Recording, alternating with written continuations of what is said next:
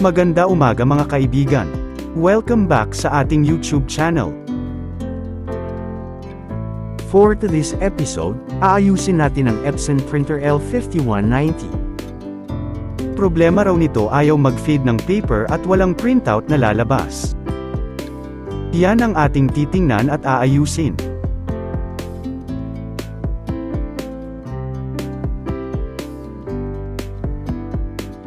I-diagnose muna natin yung printer mga kaibigan, para malaman natin ang problema.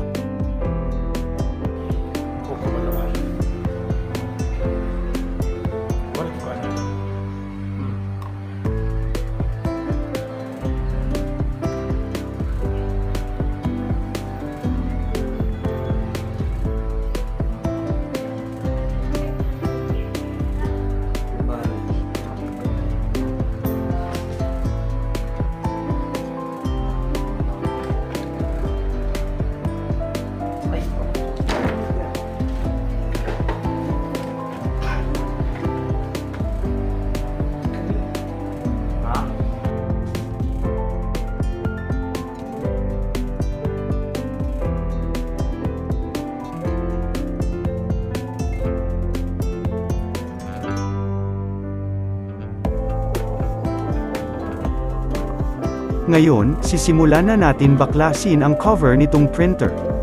Medyo may kahirapan konti ang pagtanggal nito. Iba kasi ito sa mga regular na Epson printer.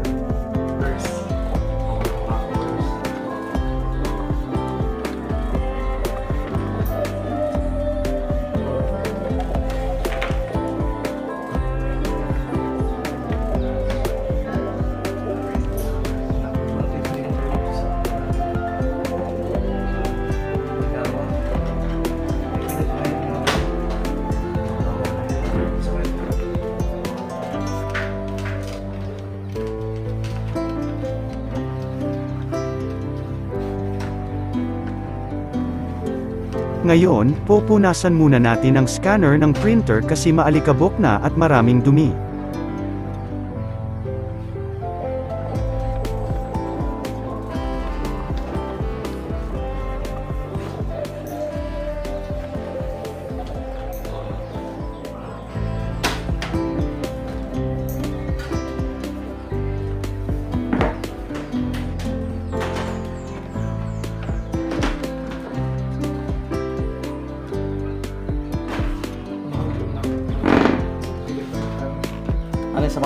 Ang una nating tatanggalin mga kaibigan ay ang kanyang scanner.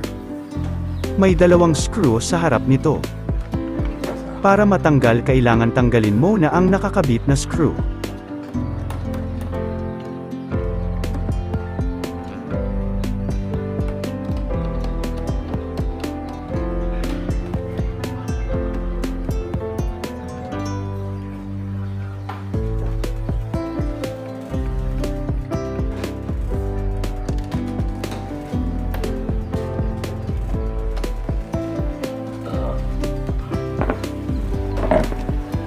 Ngayon nabuksan na natin ang ating printer mga kaibigan. Ayan po ang laman ng printer sa loob.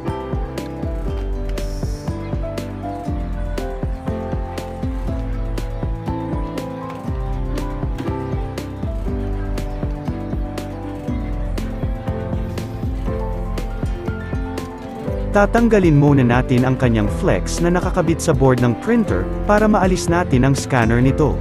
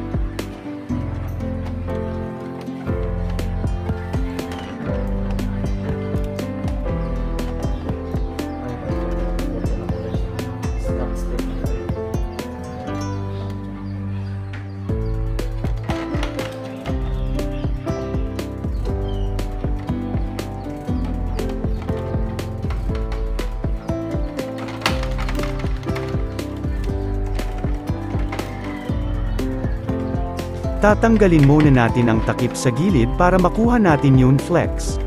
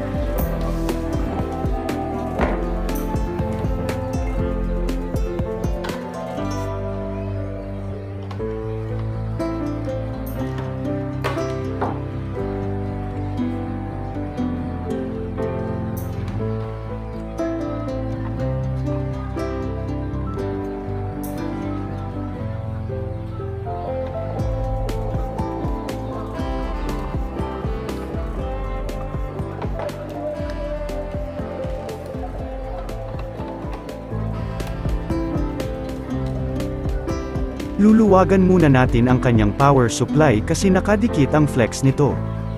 Hindi kasi basta-basta tanggalin ang flex baka maputol.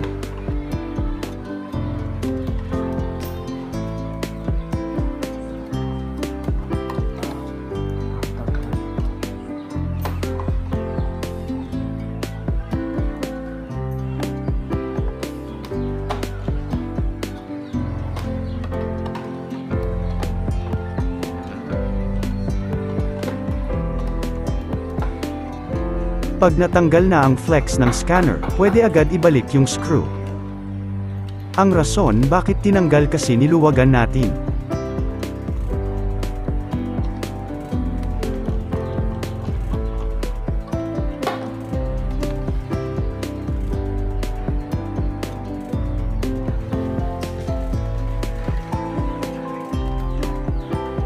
Ang pagtanggal ng scanner ay slide mo lang pakaliwa.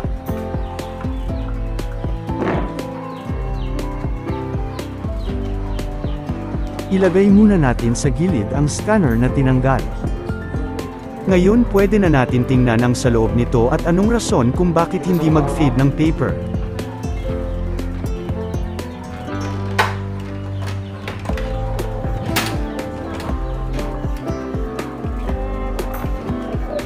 Tiningnan ko muna sa likod ng printer which is yung kantang pick-up roller.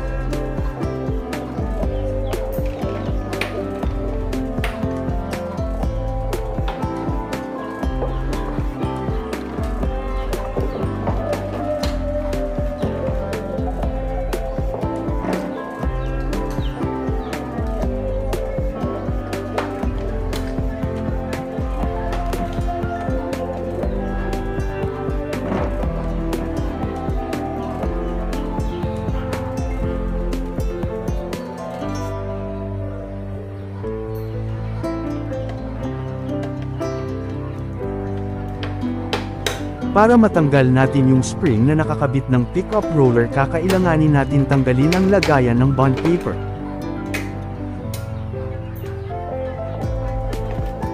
Take note sa likod ng lagayan nito, may dalawang spring. Kailangan hindi mawala ang dalawang spring pag naibalik na.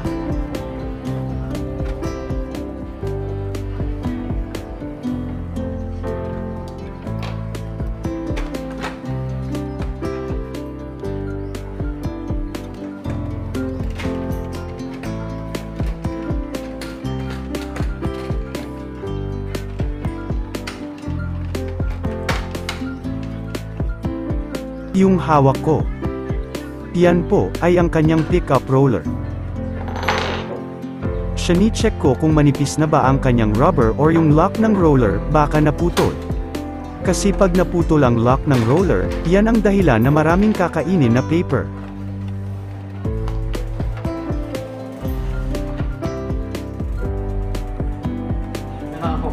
natin kanina. Ngayon ginagamitan natin ang stick ng Wallace para pangdukot sa mga papel or dumi sa daanan ng paper nito.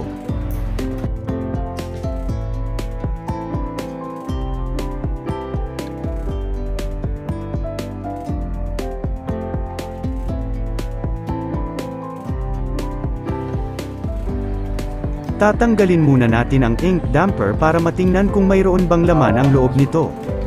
Yan kasi ang dahilan na walang printout. Kaya make it sure na may laman ang loob nito. Dili siya ka-trade na pero. Kung wala siya sulod, palit niya, ang remaining na naman pinagdiri, di na siya ka-supply, di na siya kasaka din ang para laban diri. Agad nila lagi, panayang ginulat nga tama mahurot. Kung mahurot na, tagad na unan rin. Kaya may printed niya. Yung printhead natin ay nasa loob.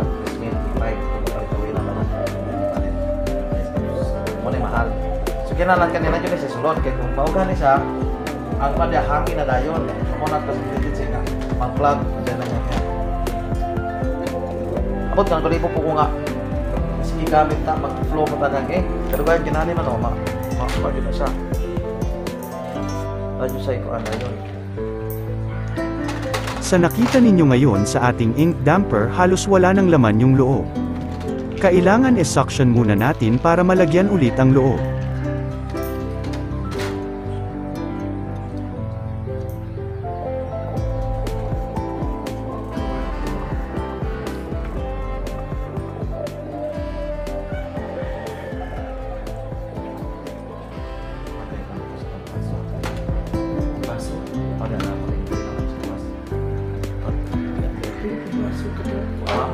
Plastic? Oh, plastic para labayanan ka, di man mabalik tingin ka na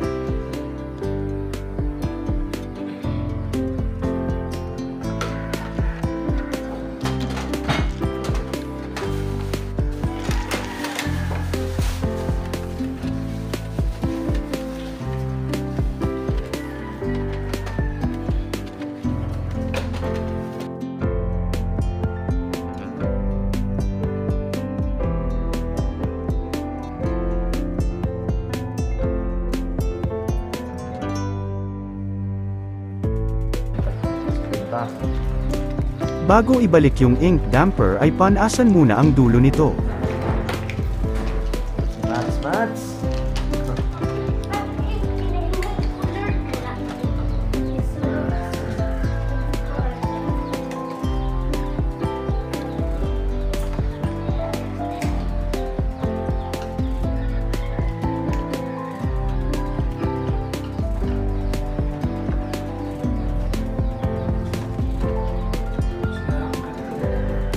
Tara, puno ko.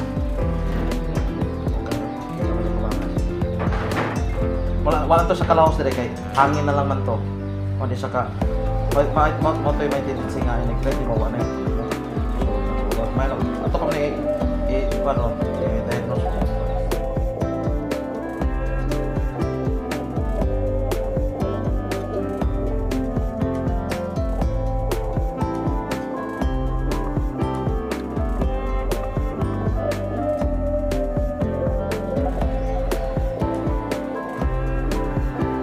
Ibalik natin ang pickup roller at ang kanyang paglalagyan ng paper.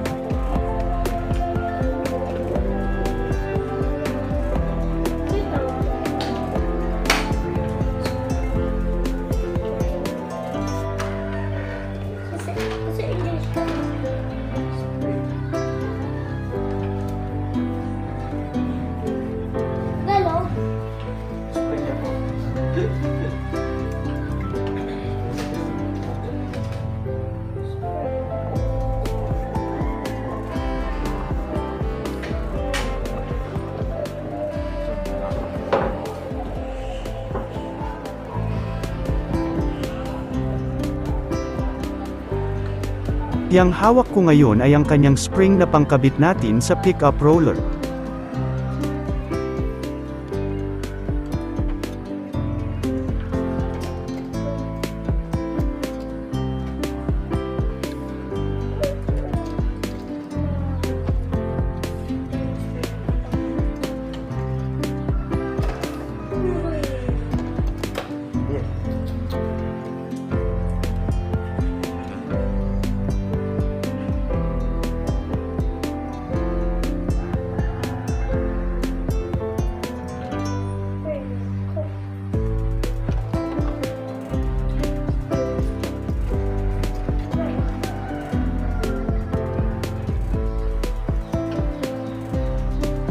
Yung kasunod na ibalik ay yung kanyang sandalan ng paper o lagayan ng paper.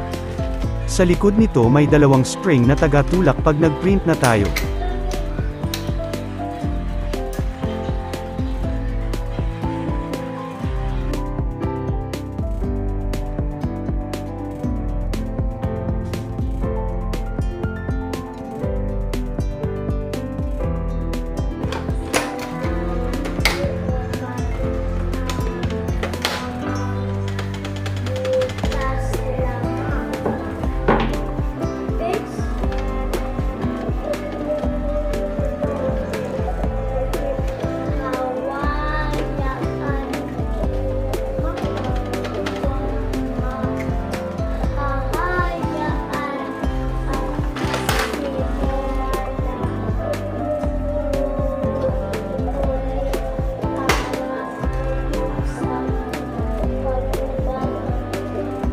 Sa ngayon ikabit lang muna natin yung scanner para matest natin kung kakagat na ba ng paper.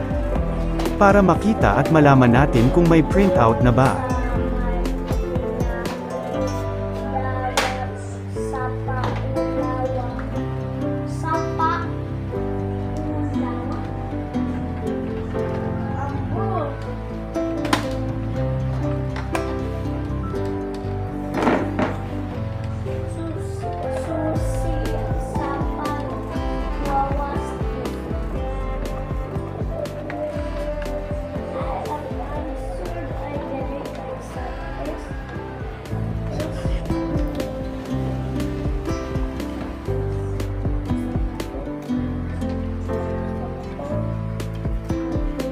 Ibalik ang mga tinanggal na flex.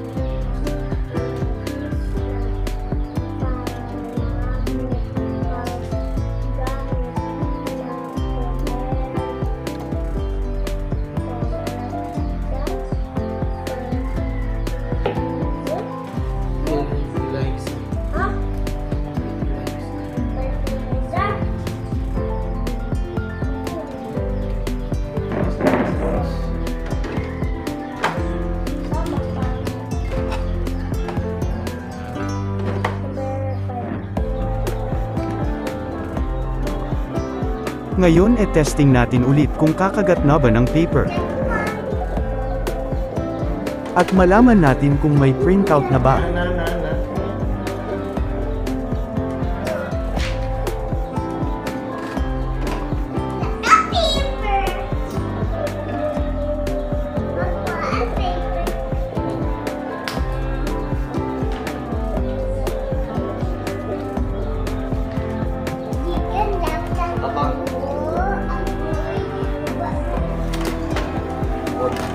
Yan okay na mga kaibigan, naayos na natin yung feeding niya.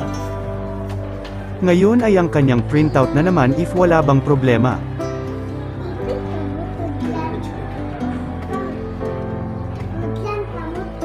Okay guys. TV. Okay. Okay kay mga ka-Berks. Okay guys, can I make it?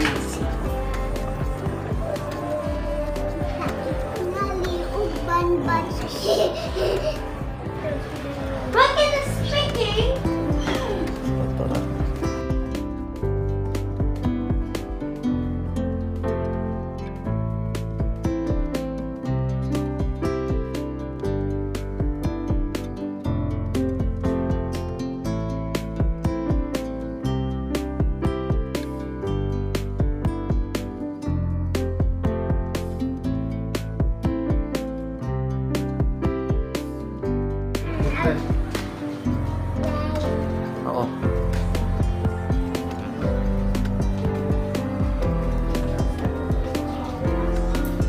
Okay, kayo. Go!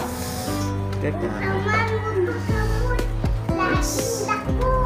Ikaw.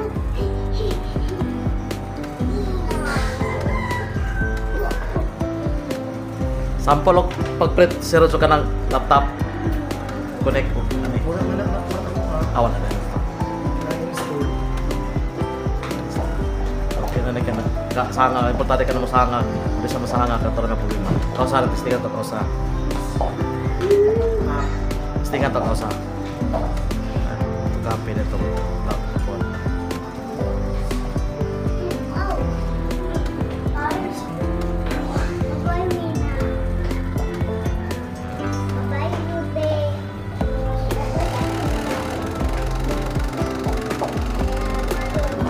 Okay na rin ang problema sa kanyang printout mga kaibigan, wala nang missing colors, naayos na rin.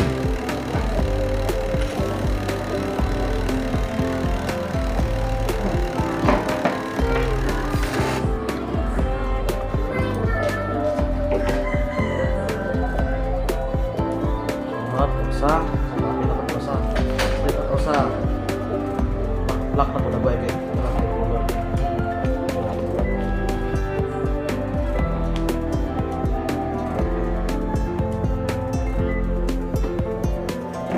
Kaon. Sikati na kami kaon. Sus. Okay kayo. Roy black. Black. Black.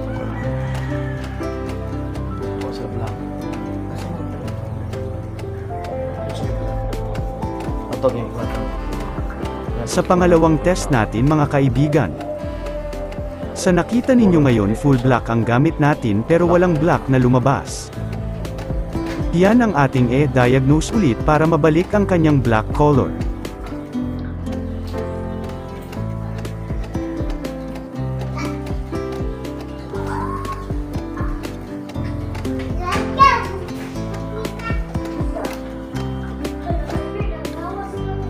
Kuya, nangis ya.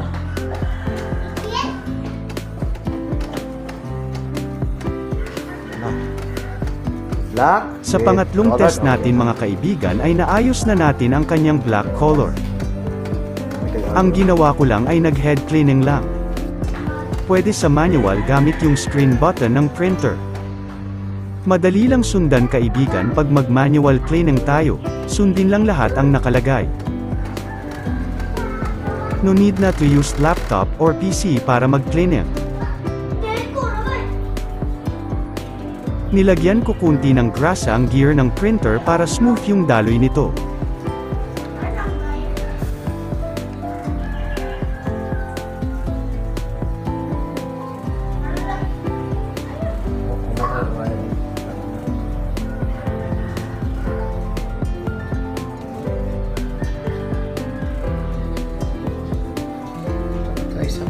Okay.